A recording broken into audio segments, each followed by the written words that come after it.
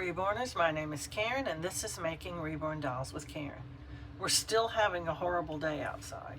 It is now Monday, January the, don't make me lie, I think it's the 24th, I'm not sure. Might be the 25th. It's the 26th. I'm losing days. But anyway, it's still very, very cold. I think it's 7 degrees. It's about noon and it's 7 degrees outside. And there's just ice and snow everywhere out there. So, I'm not going out with my oven. It's just too bad out there. So instead, I decided I will start on Harper. I have to do his creases and a little bit of paint in some certain areas. And I can do that without having to bake. And then if I still want to do another video, I'm wanting to do videos. I'm really wanting to. I'll just crease another doll because I just can't go outside and set up an oven. It's just too cold and slippery. I'm horribly afraid of slipping down. I gotta have me some chocolate milk for protein. I don't feel like eating anything, but I need protein. I'm hypoglycemic and I'm supposed to get a lot of protein. So yeah, it's awful. But I have to have it because I start getting dizzy. My blood sugar will drop, and it's not good to raise your blood sugar with sugar. So I'm trying to not, well, this does have some sugar in it, but it does also have 8 grams of protein. So I'm having it for my snack.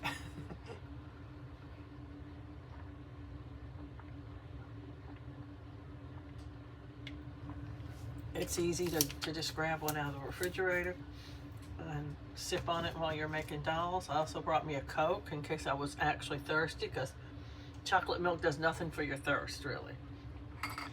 I'm gonna have to soon order another henna pencil. My henna pencil's getting real short now. All this creasing makes it run out quicker because you have to have a sharp point for creasing. Unlike some of the other pencils I use, you can use them with rounded tips.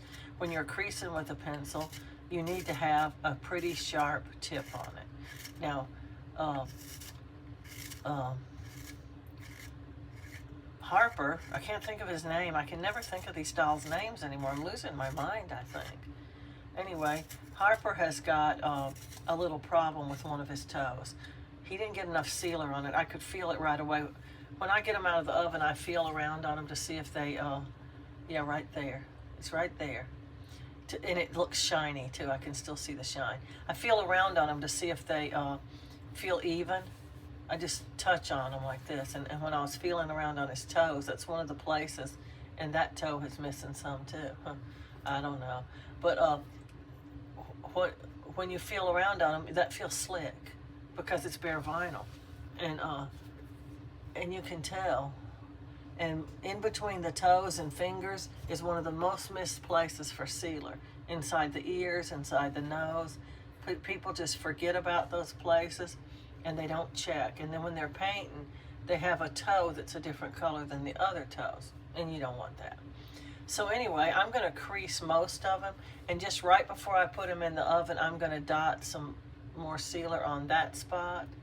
And wherever that other spot was, too. It's on another toe, I think. That toe has a little buildup. Too much sealer is also bad because it'll make a, see, he's got a, I don't know, you can see it. It's like a crunchy little blemish or something on his toe. Sometimes you can scratch it off there. I got most of it off, but guess what it did? It took it down to bare vinyl. So I'm gonna have to redo his toe anyway. So I'm just going to scratch the rest of it off. We just have to take care of our mistakes right when they happen. Because if we don't, we're gonna have something we don't like on our doll. So just feel around on your doll after you've sealed them. This is for heat set people. I don't think you can feel the primer that you put on air dry dolls. I think it's smooth. You could tell a difference by looking at them and possibly by feeling of them. I don't know, but I know for heat set it's very important that you feel around on your doll and make sure they have got the proper amount of sealer. I am out of toothpicks and out of swabs. Huh? I'm not really out. There's just not any in the container there. He's got a tiny little black dot on him right there. I'm gonna try to, there, see, it comes off. You can't get it off with your fingernail, but you can get it off with a toothpick usually. And we want to look for anything stuck in his sealer. We don't want to have a hair stuck to our doll. There's a hair, but it's not stuck, see? As long as it's not embedded in the sealer, we're good. It'll fall right off when you're painting. Well, actually when it's baking, but so we want to make sure that he is good all over because we want to start working on him right away. I had one of my viewers asking me about veins, and so I'm going to cover veins again. I always like to address what people say to me. I send them a message, and then I'll cover it again on my channel so they can actually see it and understand it better. So I use a pencil for my veins, and it's aquamarine. If you're making Caucasian babies or really light-skinned ethnic babies, this is probably the color you want. Now, if you're making a really dark-skinned baby, you're probably going to want that turquoise pencil that I said was too dark. From all the paints that I see that are ethnic, they're much darker than the paints that you see for Caucasian babies, of course, because they're darker skinned. Even the lip color's darker, and they make an ethnic vein blue as well. So a lot of the colors are going to just be deeper and darker. So this pencil may not show very well on an ethnic baby. I don't know. I can't make ethnic babies that look real. They look so fake. So anyway, there's many, many ways to do veins. And you probably already know how you want to do veins. But, I mean, how you want to draw them on. But whether or not you want to use a pencil, you may be undecided. If you don't use a pencil, you're going to have to get a paintbrush about this big, maybe a little bigger, I don't know. And you're going to have to dip it in that vein blue paint, and you're going to have to paint it on the doll like this. And you'll have to go over it many times to make it dark enough and bold enough that you can even see it. At least that's what I had to do. And sometimes the paint runs. It's just a messy situation. And can you even go over the same line exactly the same every time? I can't. But anyway, I use a pencil. It's so much easier and cleaner and neater.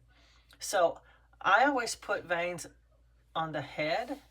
I don't put many on the limbs, but you can. I'm going to put some on Harper just for demonstration purposes.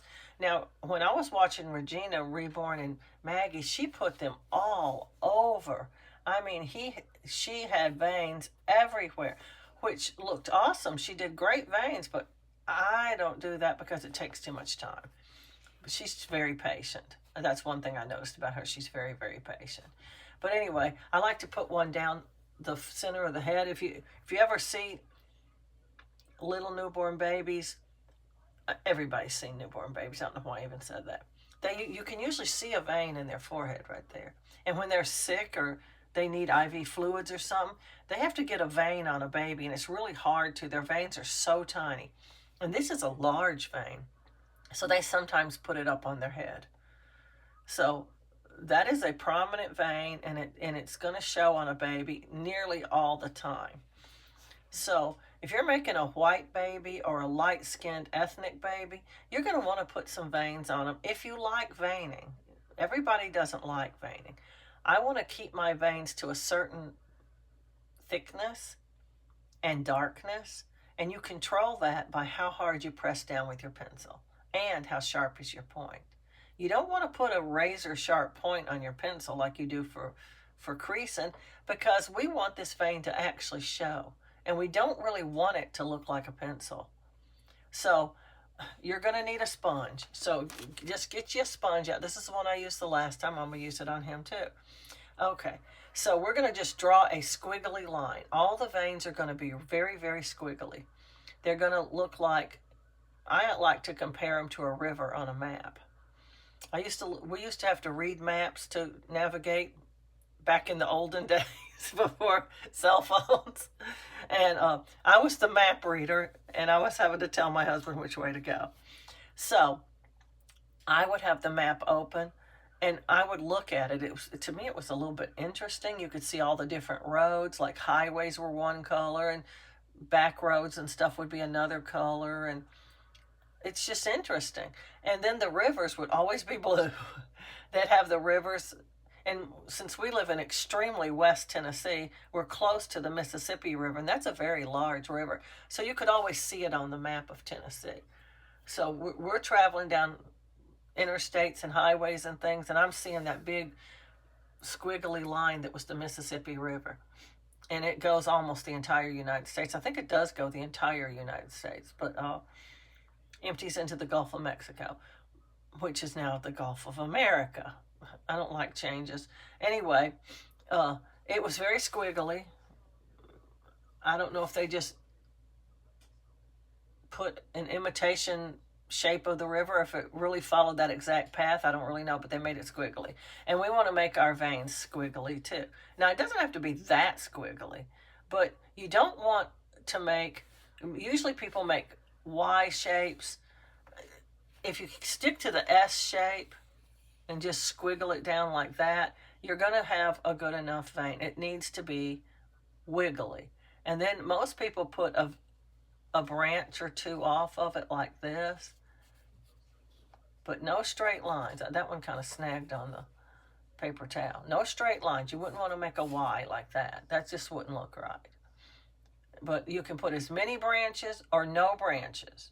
However many you want, any way you want, any direction you want, any place you want. It's a preference. I like to put one right down on the forehead. And sometimes I come all the way down almost to where the eyebrows are going to be, because we are going to mute this vein. We don't want it prominent. You just don't see veins that prominent. Yeah, I can see them real good on my hands, but I'm an old lady. We're talking about a fresh little young baby that has a lot of elasticity to their skin and stuff. And even though their veins show, they don't show that good. Now, those are some big bulging veins. And I just noticed that on children and babies, they don't bulge like that. You see them, but you don't see them like that. It's just not that prominent. So it's better to go light than dark, because you can always go over it again if you think it's too light. All the veins I put on, I mute them out by rubbing them with a sponge. And I still see them even at the end. People on cameras are not supposed to be able to see them. They're too prominent if you can see them on camera. At least that's the accepted rule. So now if you just really want them that prominent, by all means. But I take a light touch. I just lay the pencil down, and we're not going to put it super straight up on the point like this. We're just going to lay it down on the head like this, nice and gently, and we're just going to draw a vein. We're just going to make a squiggle down the baby's face. Just squiggly. And then we're going to squiggle over to this side a little bit. And don't worry if it doesn't look perfect. They're not going to look perfect. But look at that. That's the vein. Yeah, it's ugly, right? Looks like a pencil. Somebody drew on my doll. Oh no, what will I do? We're just going to take this and we're going to rub it.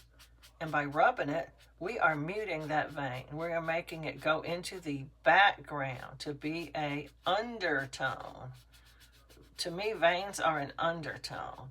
And we want them to show, but only vaguely. I do not like my veins to be dark and bold. And if you don't like it, if it's not going to come all the way off by rubbing it, unless you just rub it super hard. Now, if you don't like it, you could take an eraser and erase it off. But be warned, you'll erase off your sealer too. And also, you can wet a sponge and just clean it off usually. There'll be a tiny trace of it, maybe. Blue is a staining color, and if you can see that at all, it's very, very vague. Now, your squiggle will be different from my squiggle. Your placement may be different from my placement. It's perfectly fine. And you don't have to be perfect with it. We're looking for the illusion. We're trying to make an illusion that this is a real baby. I have the hiccups already, and all I did was drink a little chocolate milk. We're never going to make it into a real baby because it's not a real baby. We're looking for the illusion that it's a real baby.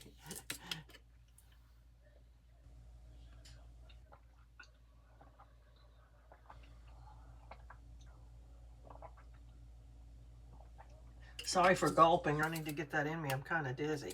When my blood sugar drops down, I get dizzy. Anyway, people also put capillaries on their doll. I covered capillaries in the last video, which was, don't make me lie, Charlie Newborn. Now, people put capillaries. I put capillaries on his temples the last time. Some people put them on the nose. Some people just put them on the cheeks. They put them on the eyelids, the ears. You can put them anywhere you want to. Anywhere. And it's okay. Some people put veins and capillaries on the back of the head. I don't bother with that because the hair is going to cover it up. I know I always say, reborn your doll like it's going to be bald. I mean, seriously, do it. Because some people put very sparse hair and the scalp still shows. I like full hair, so I fill the head up with hair. I just can't do that sparse hair. It just looks like they're a cancer patient and their hair's falling out to me.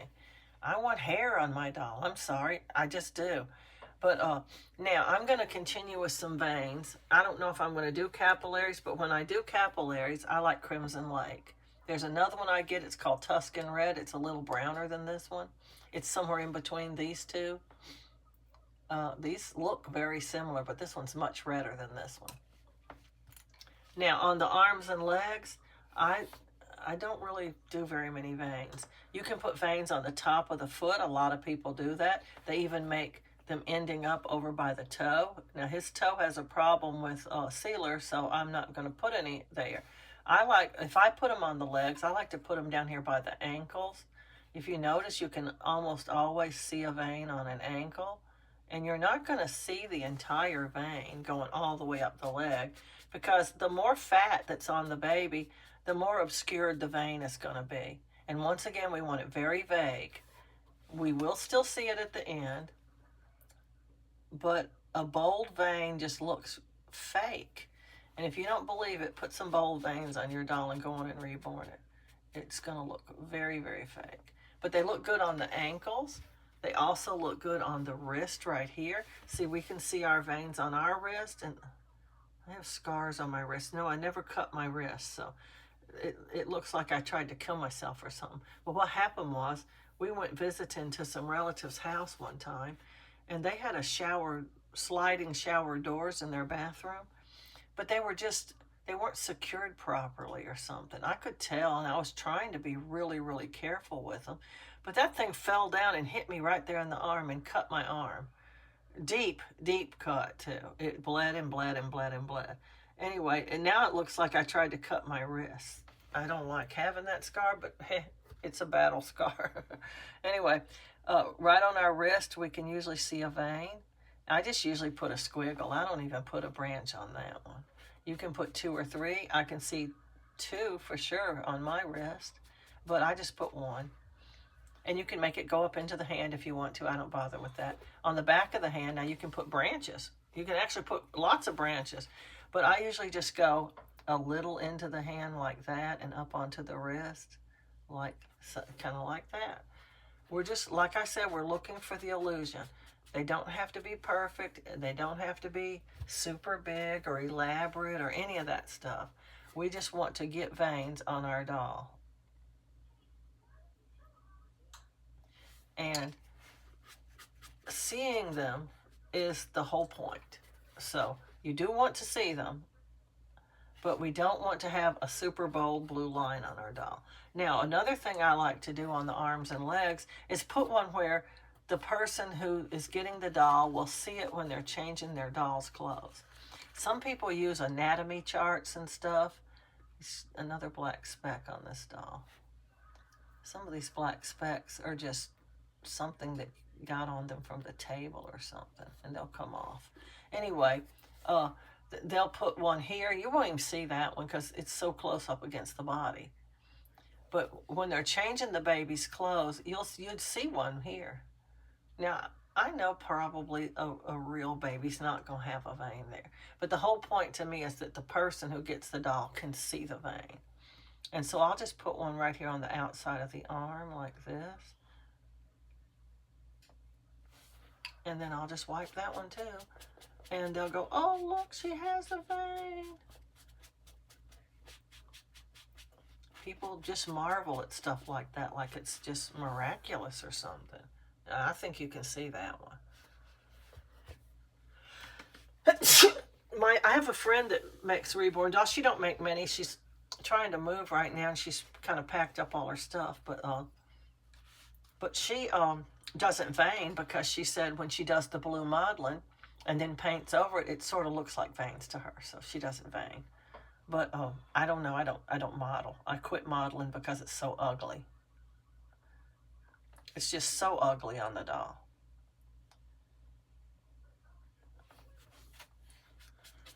Rarely do I ever see good modeling. It just makes splotchy, uneven looking skin. And I know babies have that. I know that. But I like the prettier, smoother skin. The creamy, lovely, smooth skin. Now on the legs, I've already done the ankle. Well, I didn't do that one, but I've done this one. But I like to put one on the thigh, somewhere on the thigh. Not the inner thigh, but the outer thigh. Because, once again, that's where you're going to see it when you're changing that baby's clothes. And that's what we want. The whole idea is to see the vein, not have it anatomically correct. Because who's going to pull out what person who buys a doll is going to go, you know, I'm a doctor, and I happen to know that you wouldn't see a vein there. They're just not going to do that. You know, some people put them down the back of the leg, and you can do that too. It's a choice. It's just wherever you want to put them. Some people actually put them on the feet. I don't bother with those tiny things. It's too hard. Now this one I haven't done down by the ankle even. I like them down by the ankle. I just usually put a squiggle. Sometimes I put a branch off of it. It doesn't matter. You can do it any way you want. You can even put them coming down the foot like that. But I don't usually do this many veins. This is a lot of veins for me, but I'm doing it so Thelma can see my veins. She was asking about how you vein with a pencil, and this is how you do it. Evidently, she's been painting her veins, and there's nothing wrong with that. It's just a harder road, I think. So now we've veined up our baby. You can see the veins. That one shows a little too much for my taste, but it'll be all right. They will mute a little more after bacon and a little more after paint goes on them, but not a whole lot. Usually what you have right now is what you're going to see the whole time. Yes, some of them will not show. It's true. I'm going to now crease the baby. These are great creases right here if you want to paint your creases. If you're going to paint, these would be what I'd call shadowy areas. They're kind of superficial little creases, but they're deep enough that they would hold some paint, I think. And you can do that. You can actually paint these with some purple, and they would look fantastic. But I'm still going to just crease them with my pencil. When I have creases like these, I like to put my pencil kind of on the side and put a smear in there. It looks a lot more like a pencil line, and it's very smeary. It's not sharp and pointy. I need swabs. I got to get out some swabs. I buy my swabs like this. These are the Equate brand. They just say pointed cotton swabs. You get 170 of them, and they're plenty cheap at Walmart. Unlike, you don't want to buy the ones at the baby group. In the baby sites, they're too expensive. I'm going to lay a few out. Then I'm going to fill up my little swab container because, well, it's empty. I have swabs and more swabs. Now, if you have the rounded kind, you can use them, but you're not going to be able to get down in these crevices like you can with these pointy ones. And they sell one that's like a toothpick with the tiniest little bit of cotton on the end of it. And I plan to get some of those. I saw Regina using them, and they just look fantastic. I'm paying attention to what I'm looking at on a video. I'm looking at the products they're using. I'm looking at what they're doing to their doll to achieve the effects they get, all that. Okay, this one has to be smeared. It's just too fat and too dark. And that's the whole point. I made it that way so I could smear it. We don't want to smear it completely gone. See, it's going to take some of it off. And it's going to blur that line where it doesn't look so much like a pencil. It's going to still look pencil-y until you start painting over the top of it. It's going to look a little pencil-y, and then baking it will make it a lot more permanent. And then, now if you're an air dry artist, your pencil lines may come off if you begin to paint them immediately. According to Bountiful Baby, now this is not according to me, this is according to Bountiful Baby. If you wait 24 hours before you do anything else, or I guess if you sealed over the top of them, it would be about the same. The pencil becomes permanent all on its own. Now, I'm going to tell you a story that kind of refutes that claim. I made a doll, and okay, I was taking it as gospel. The hair's going to become permanent. I was penciling hair at that time. The hair's going to be permanent on this doll in 24 hours.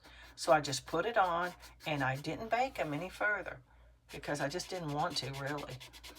And I put him together and everything, and he sat on my shelf for a long time. And then I decided to try to root him. I was learning to root dolls, which I recommend you start right at the beginning learning to root. You just need to. And I decided, because of experiences with other dolls, that maybe it would be better if I could minimize his hair a little. When you pencil hair, you have to, okay, it's hard to explain. When you're rooting hair, there's a point you don't want to root past, or you're rooting on the forehead. You may want the hair to come down that far, but you don't want to root it that close. But when you're drawing the hair on, you have to draw it that close. So then when you go back and you're going to root over the top of it, that's going to stick out from underneath your rooted hair and look funny. So I thought, I'm just going to put a little alcohol on a paper towel, and maybe, just maybe, it's not supposed to take it off. I don't expect that to happen. But maybe I can mute it down a little and make it duller looking. So here I go. I put my alcohol on my paper towel. Or maybe it was a wash rag. I don't remember. It doesn't matter. But I did it, and I started rubbing the hair. And what do you think happened? It came off just like it wasn't even cured or anything, which I didn't bake it, so I guess it wasn't cured. And so that theory that it's going to become permanent if you leave it 24 hours is, don't use alcohol if you want it to stay on. I'm pretty sure you can use heat set paint, though, and you can also use air dry paint on it. Now see, I've dulled those very much. They're not nearly as dark. And after I start painting him, they'll get even lighter. But I love to do creases like those. It just shows his fat. Look at that. It just makes that fat more prominent looking. His little leg just looks so chubby now. I mean, it was chubby anyway if you look at it real close, but you couldn't see so much definition in his little rolls of chubbiness. And see, this one comes on around, and it gets more and more superficial as it comes around. So you'd want to go lighter on this part that's a little more superficial and rub it a little bit more, like that. Now we've got some more back here to do, and then these cute ones on his knee are so darling. I just want to do those real bad. And another thing that you can do to your doll when they have these fat rolls like this is yellow. I don't mean for creases. I just went right out of that line.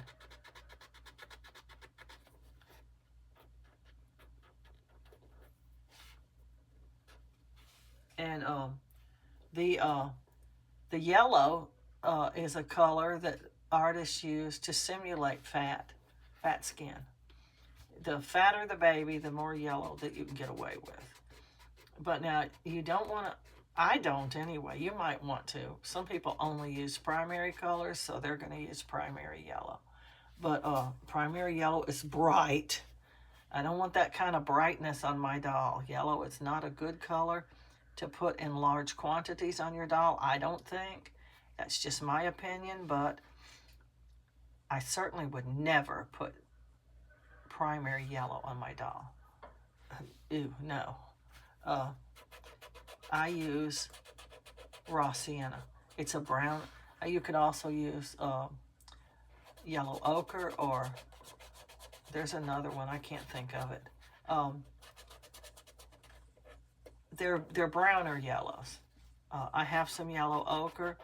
I don't think it's quite as good of a color as the raw sienna, but I bought it accidentally. I guess I was thinking that was the color I was using, but I'm planning on trying to use it.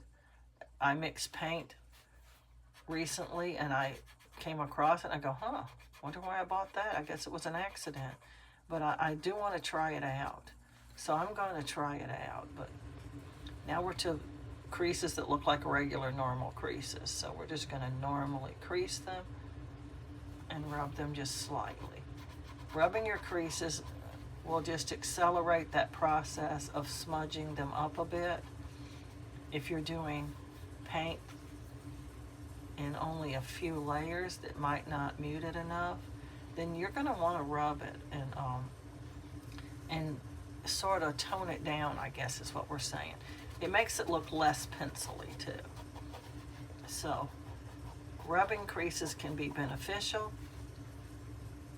if it's what you want to do. I love these creases on his little feet too. They're very, very, very superficial though. They might not even stay. They're so superficial. One thing I noticed is, but this is only sometimes. Sometimes when you rub the creases, the smudging of the creases kind of pushes the color into the vinyl and it'll stay a little bit better than if you don't smudge it. I know it doesn't sound like it could work, but it kind of does. Now, in between his toes and stuff, he does have this problem on the side of his toe right here on the side. But I'm not going to crease right there, so I'm not going to worry about it right now. I'm going to try to crease the top of his toe. I like to crease these little lines on their toe. I just think they're super cute, and I want them to show. Now, to go in between his toes, I've been using this pencil for a while, and it's not very sharp. If I try to put this down in that crease, it's really not going down in the crease. It's only going to be caught by the edges of his toes, and it's going to mark right there. So I'm going to sharpen my point a little bit more. There's a lot you can do with pencils. Pencils can be your friend when you're reborning. I got the idea, I don't know, I'm not claiming I invented penciling on dolls, because I certainly did not, but I'm saying it this way. I never watched any artists do creases or veining with a pencil. I got the idea from watching people using eyeshadow and stuff, and they were using eyeshadow to I guess mimic pan powders. Pan powders are very, very messy. I don't like them. I got some and then I couldn't use them. They were just too messy for me. And I gave them away in one of my boxes that I gave away. I don't know who got it. I don't remember. I've had several giveaways, so remembering who got what is not something I can do. I love to do these little lines on the feet.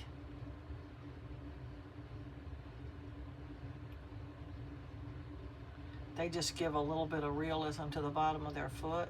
You can do as many or as few as you want. I like to do these up at the top. These down by the heel are just very extremely superficial.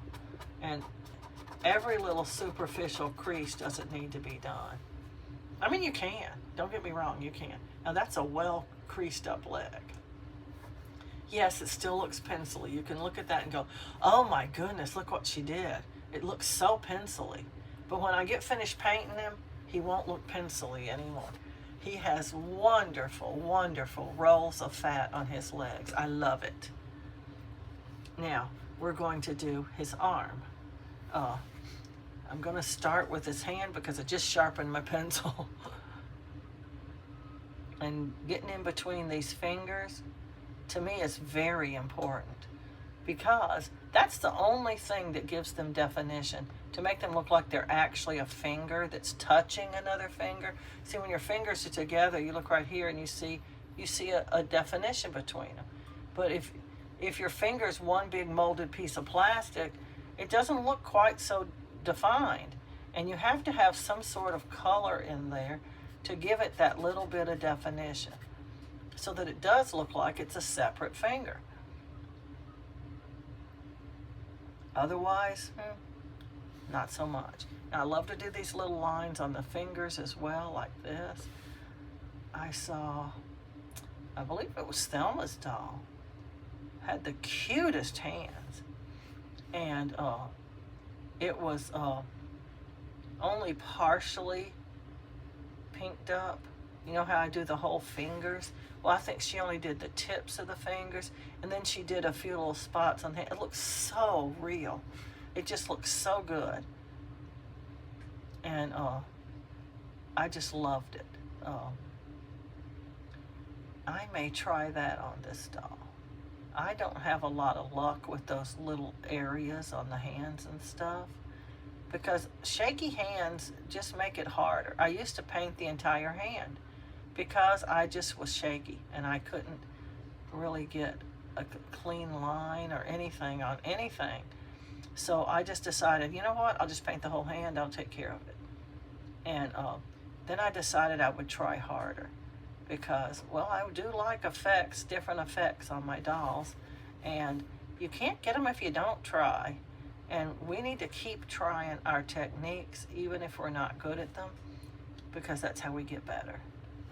Practice makes perfect. My mother used to say that over and over to us.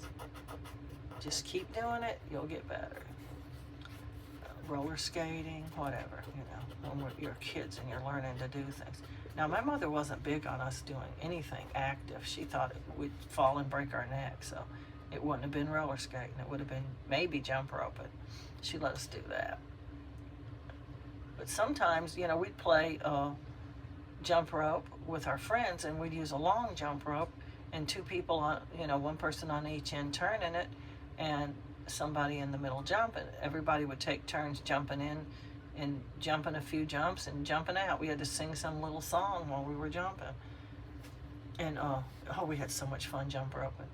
My mother bought the best jump ropes.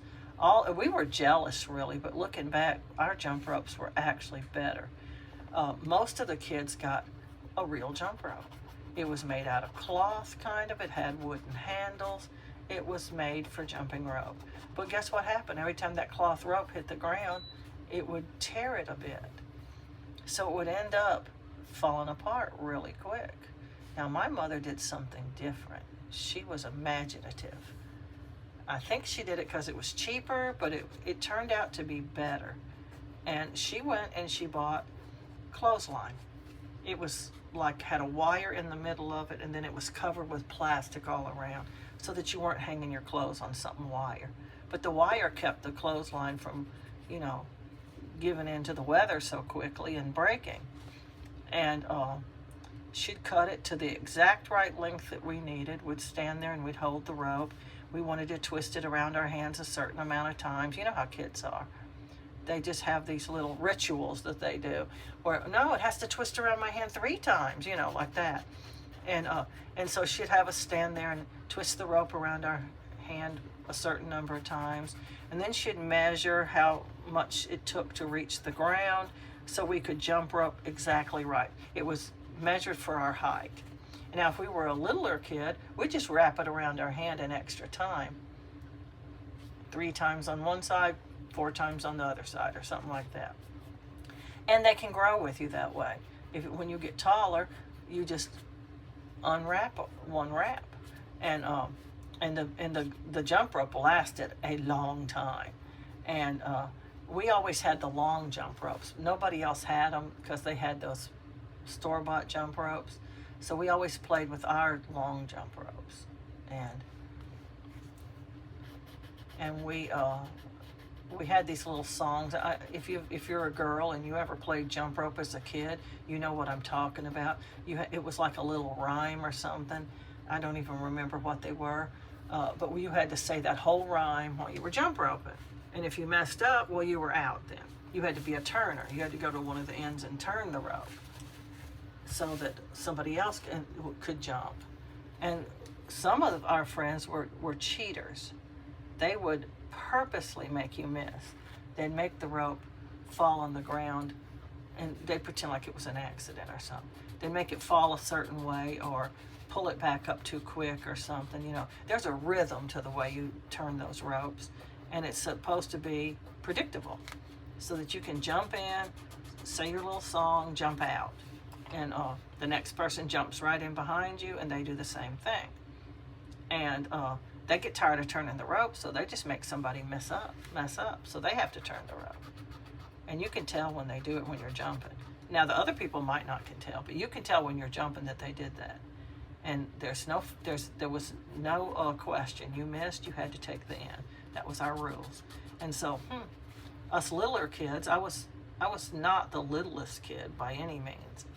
I have two sisters younger than me, and their friends were also there. So there were kids younger than me, but I certainly wasn't the oldest either. There were kids older than me too. And they'd get a littler kid than them in there, and they would make them miss so that they could have to turn the rope. It's totally cheating, but there wasn't anything you could do about it. If you missed, you missed. And it's just like when you're rolling dice. If one goes off the table, well, it still counts. That's the way it did at our house. If you're playing a game with dice in it and you want to roll a 6, and it's kind of rolling a 6 on the table, but then it falls off and it rolls a 5. Too bad. That's what you rolled, and that was the rules we went by anyway. Anyway, it wasn't fair that they would do that. But we used to have so much fun jump roping. When it was just me and my sisters, we did it right. We didn't do that to each other. And we just jumped and had fun, and we just every now and then change and let the other person jump. And we made separate rules, like if you've jumped 3 times, you got to go to an end and let somebody else jump, or something like that. I don't know that was actually the actual rule, but we didn't just stay forever, because us big kids could do it real good and the littler kids couldn't. And that's how they learn. They just learn by you helping them out. We sort of mentored each other, with help and stuff on riding bikes. And of course, my mother was totally against us riding a bike, but we learned to ride a bike at my aunt's house. We all got a chance to go and spend a week with my aunt. She was in the Marine Corps, and she was stationed in Great Lakes, Illinois, and we lived in Chicago. And she'd come get one of us, and we'd spend the week up there. My grandmother was there too. She had my grandmother because she was the only unmarried aunt there was. And there were only aunts, there were no uncles. And so she had my grandmother. And so we'd stay home during the day while she was at work with my grandmother. And then at night she'd come home and she'd take us out places, and we'd do things, and we'd have a fun time with her. Well, one of the things we got to do was go out and play, because my aunt and my grandmother didn't have such, terrible rules about playing outside. My mother was scared something was going to happen to us. My mother had sort of a traumatic life. Not growing up, really. She never had any abuse or anything growing up. It was from my dad. Anyway, she was afraid of a lot of things. My mother was.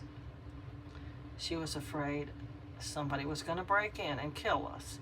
She was afraid, and these fears come from, they are a bit irrational, I guess, but they come from experience and trauma. And my mother had plenty of it. My dad was an alcoholic, and he hit her. And so she had all these fears that he was going to do something to us. And when my dad was home, we had to amscray out of the room and go to our room and just be quiet, because if we raised too much of a ruckus, she thought that might set him off, where he might decide it was time to start swinging. And she'd say, y'all go to your room, be quiet.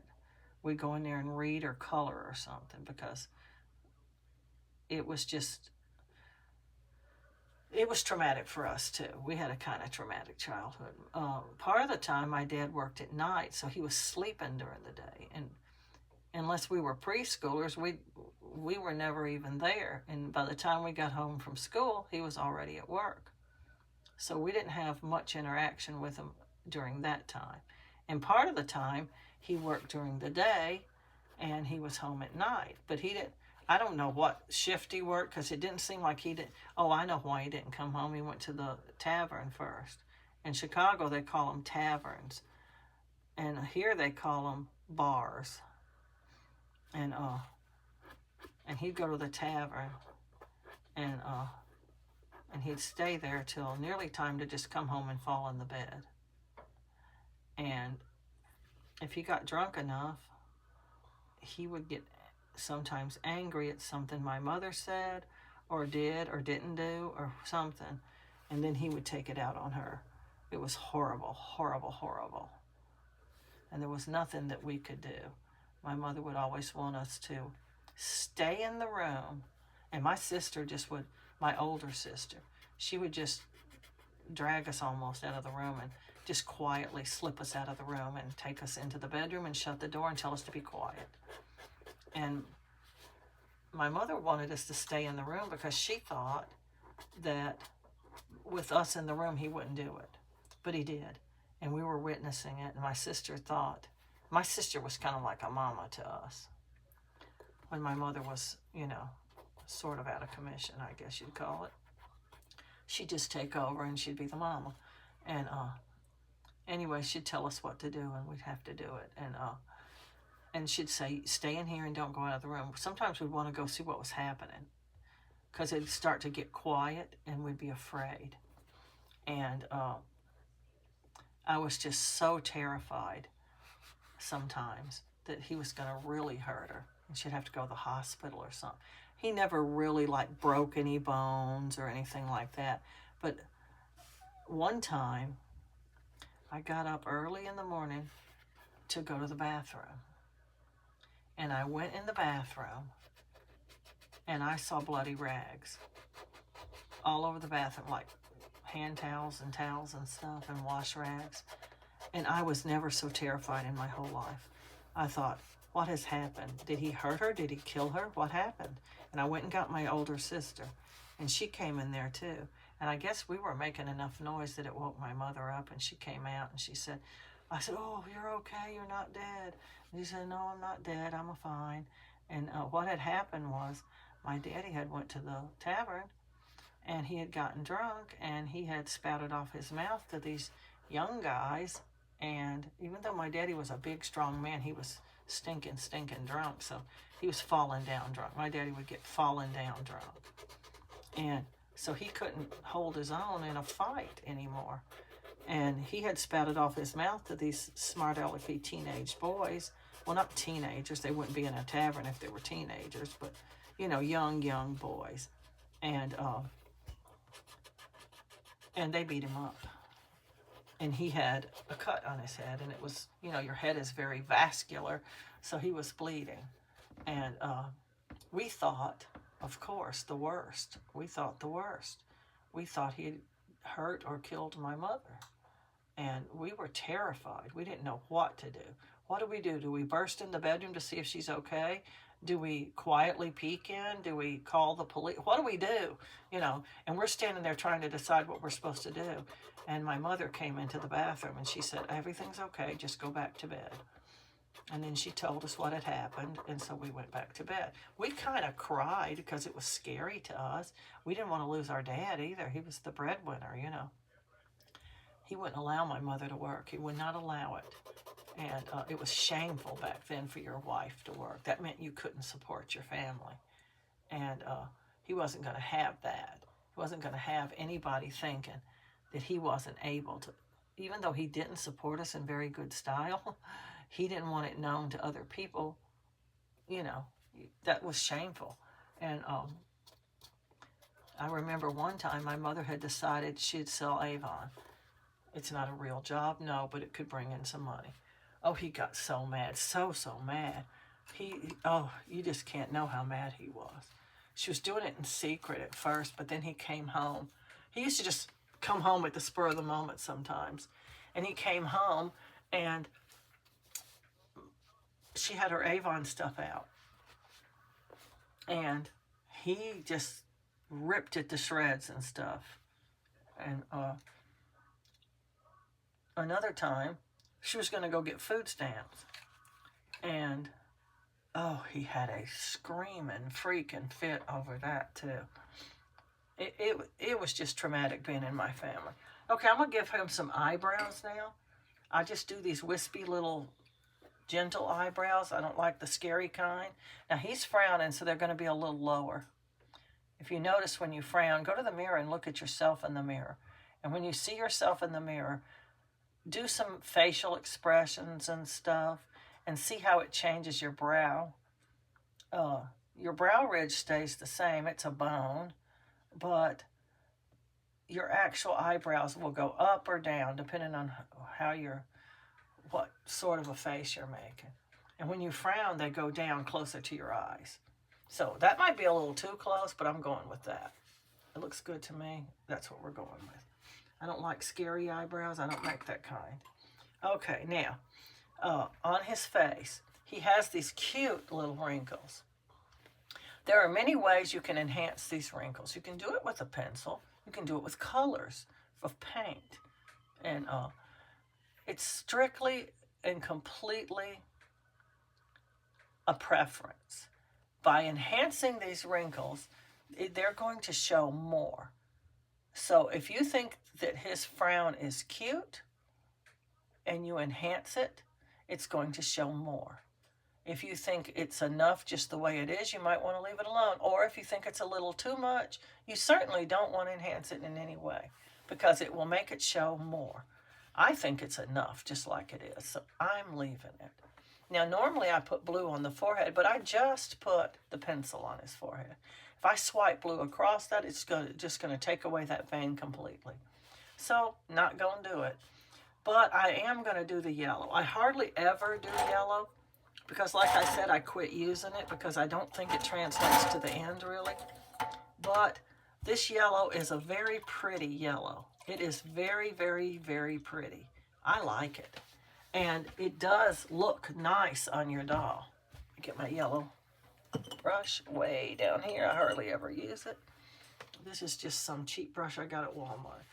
But anyway, I just use the very tip of the brush. And you're going to want to dab this. We don't want it too bright or too dark.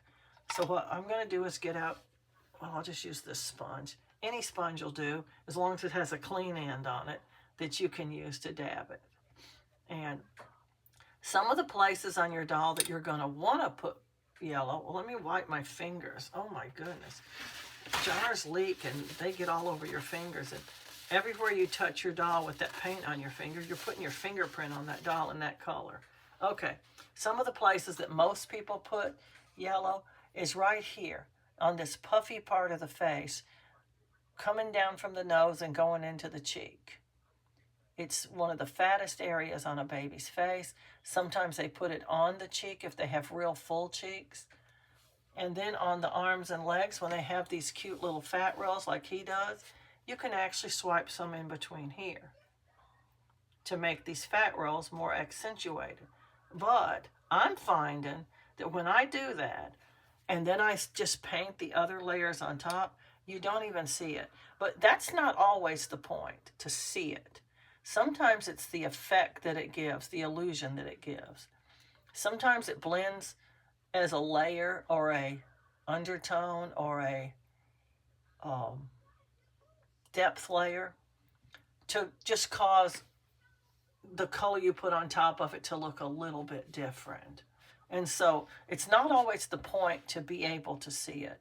So I'm going to put it on him just for demonstration purposes mostly, because it is a color that you can use on your doll, and it does have a benefit. It's just not obvious at the end. So I just dab it on like this, very carefully not to get it on any of the parts I don't want it on. We're not looking for super dark. It just has a beautiful color on your doll. Whether or not you can see this yellow, I really don't know. I go across the little tiny bridge of the nose right there, right in the middle, and then we go down this side. Now you can come on down. Some people put yellow on the upper part of the lip, not the lip itself, but right above it. And some people put it around the mouth, just wherever they think the baby has a little extra fat. Like I said, you can continue it on down into the cheeks if you want to. So then I'm just going to dab it so it won't look rashy or ugly. And it does have a beautiful color to it. I like the color it puts on the doll. It's a beautiful, beautiful brownish yellow color. But, like I said, 95% of the time, you won't even ever know you did it because it just does not show at the end. Now, you can do it again to make it darker, but you don't want a super yellow look on your baby's face. It's just not a good look. This could be enhanced one more time, but you're going to need to make sure he's dry. So if you're going to do it a second time, you're going to want to either hit it with the heat gun or go ahead and bake it and then do it in the second round. But I want to use different colors in the second round. So I'm going to hit it with the heat gun a little bit and see how it looks then. And then I'm going to decide if I want to put any more on there or not. 1 minute is about the top amount of time you'll ever have to use your heat gun. We're not looking to cure anything, just dry it. And as soon as that shiny look goes away, that looks kind of glossy or shiny or wet, you can actually see it going away as you're heating the doll. Then you're done. So here we go.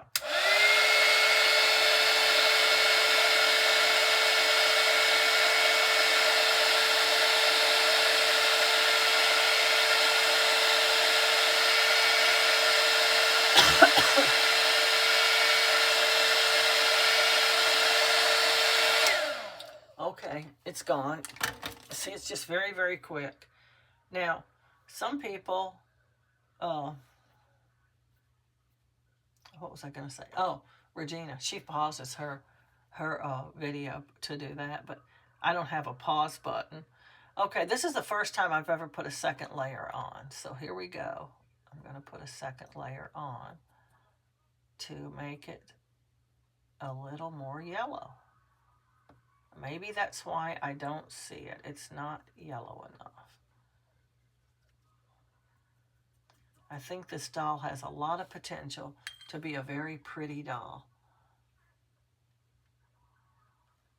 Oh, I can see that much better this time. Much better. Oh my goodness, that made a big difference. I'm going to dry that again and see how it looks. I just think that looks awesome. This is a color you can't see on camera very well. You can tell me in the comments if you can see it. I can see it, but it's very vague. It's added just that tiny little touch, and it does kind of look like he has a little bit of fat right there.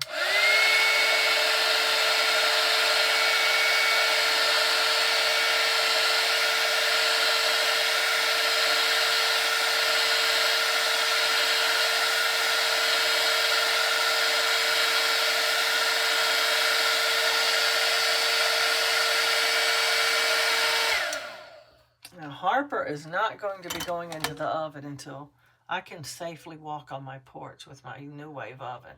It's covered in snow right now. That is looking so good. I think I'm going to put a third coat on there. We don't want to overdo this color, but this is why I can't see it probably. I don't put it on dark enough. And by putting on several layers like this, you're increasing your chance of being able to see it.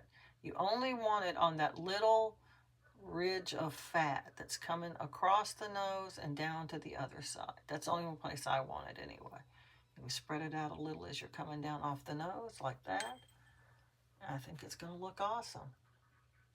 We're going to see. I can see that yellow so good now. I'm going to see at the end if I think it did anything to his little face. He is so cute. He's a cute little sleeping baby. That is super cute. You might can see it this time.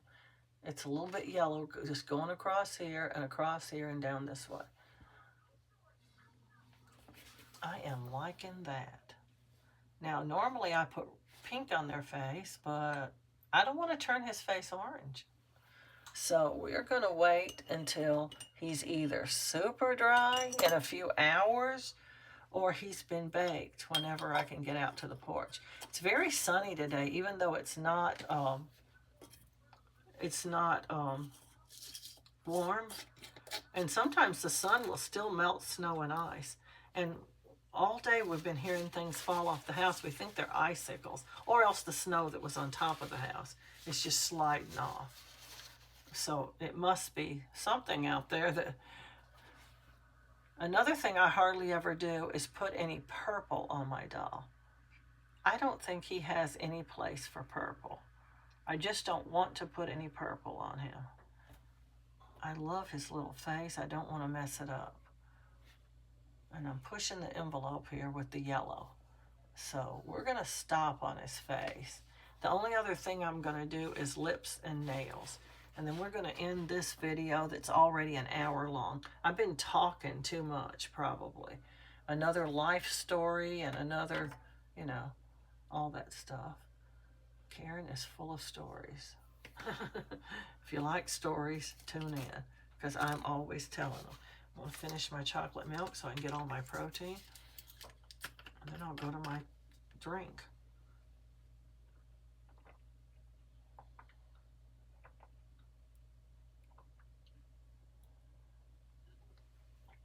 A lot of times I don't feel like eating, but I need something in my stomach to keep my blood sugar up. And that chocolate milk is not very sweet. I don't know how many grams of sugar it has. I don't know how many are acceptable, but I get dizzy if my blood sugar gets too low.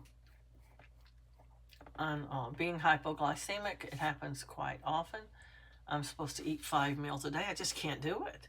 And so I drink chocolate milk because, well, number one, I don't like milk. So chocolate milk is the way to go. I do like chocolate. And number two, I need the protein, and it has a little bit of sugar in it too that will help bring my blood sugar back up a little quicker. The protein helps it stay level, but the sugar brings it up kind of fast if you're feeling dizzy. And I get dizzy sometimes. I didn't used to because, well, I ate a lot more food, but since I've been taking these shots, I'm not hungry. And I don't want food. And I'll just literally go all day long and not eat a thing, which is not good for you. And so I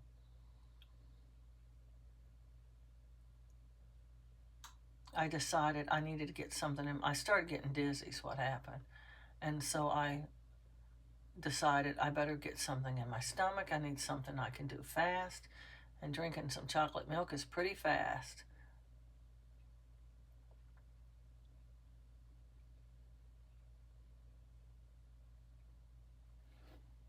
He has wonderfully beautiful lips. He's gonna be a pretty baby. I wish I'd have sent him to be my ethnic baby instead of Maddox. But that's okay. I can get another Harper. He's expensive now. I've had this Harper kit for a long time. Back when they first brought him back, he wasn't that expensive. They've really, really went up on their prices. I think they're trying to stop giving away their dolls so cheap. Other companies don't do it. They don't have the sales like Bountiful Baby has. And so they're breaking away from that, I think. I think we're going to see sales just go away eventually. They're trying to ease us out of it, I think, by giving us 1 or 2 kits a day that can be on sale, and the rest of them are going to be a regular price. Used to, they'd have 20, 30 kits every single day on sale, and it would be a wide variety. And they used to post this disclaimer, I guess you'd call it, I don't know what you call it, explanation or something, how they decided what kits would be on sale. And they were talking about if their inventory was a certain level or some such stuff like that, then they would be on sale. And once their inventory dropped below a certain point, they'd automatically come off a sale. So they really restock their kits a lot better then too. I think that might be one of the reasons that they're doing this, is because they can't keep the kits in stock. Kits are so high now. When I first started Reborn, and kits were pretty cheap. And so were bodies. Man, you could get a body for $5 any day of the week. Boy, he's got some full lips. I can't believe that bottom lip is so full. It goes way down to his chin almost. He's got some lip and a half down there, let me tell you. But anyway, I fully remember buying kits for $12 on sale. They would be the artist kits, and they'd be $12 and or $13, something like that. And now you're lucky if you can get them for $35. And lucky, because some of the kits, like, let's talk about Harper. He has a torso. And because he has a torso, he's like $89 now. I think they ought to offer him with and without the torso. Not everybody wants the torso, and it makes him more expensive. He's a very cute kid, but one of the reasons I don't like the torsos is they're so hard to put on. And another thing is, they take up so much room in your oven. They really just, you have to put, like, he's big enough as he is. Seriously big enough. You have to put, like, the torso in one leg or something. And then put the head and the other leg and the arms in a second time. So it's 2 bakes to get him baked if you do the torso. That's one of the things I don't like about doing the torso. And another thing is, I just don't like painting those naked baby parts. I just don't like it. I am so dizzy, y'all. I almost can't see what I'm doing to Harper. I'm so dizzy.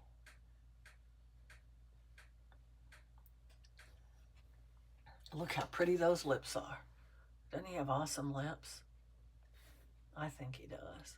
That's why I said he'd make a gorgeous little ethnic baby. He just has the right lips and the right nose and everything. Y'all excuse me, I got to do something. I don't know what I'm going to do. May have to end the video early because I am super dizzy.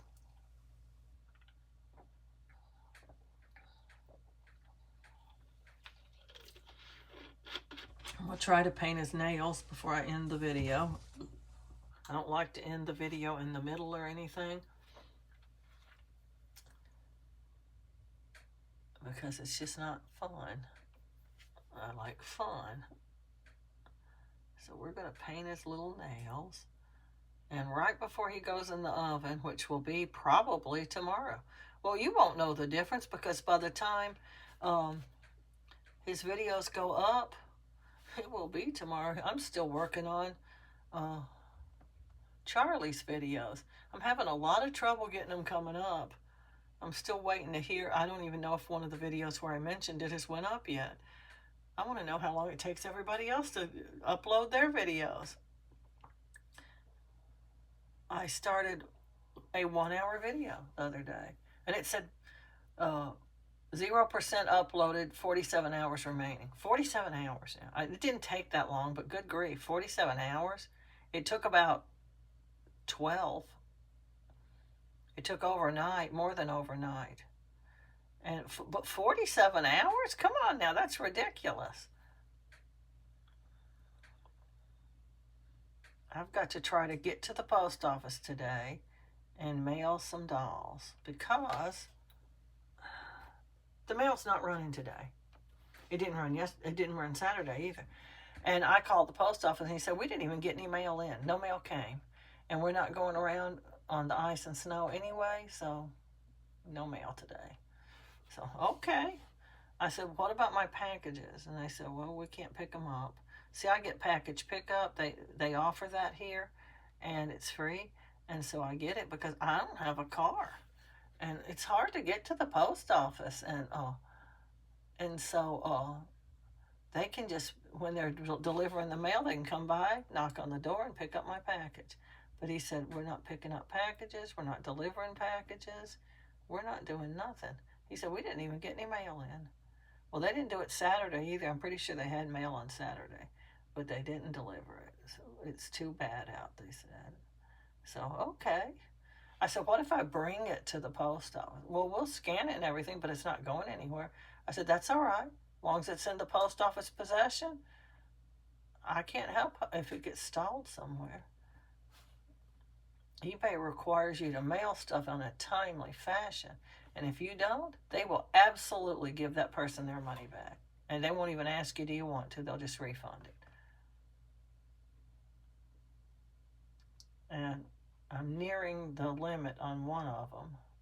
And I think I have one more day on the other one. Oh, I am so dizzy, I can't even see his fingernails.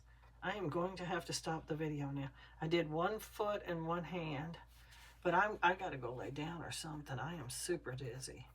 And sorry guys, but you know, sometimes this stuff happens and I can't continue. But please remember to like, subscribe, and share, and happy reborning.